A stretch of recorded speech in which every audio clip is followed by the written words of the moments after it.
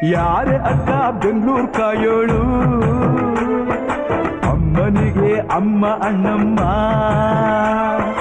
ಯಾರೋ ತಮ್ಮ ಕರ್ಗಾನ್ ಮೆಚ್ಚೋಳು,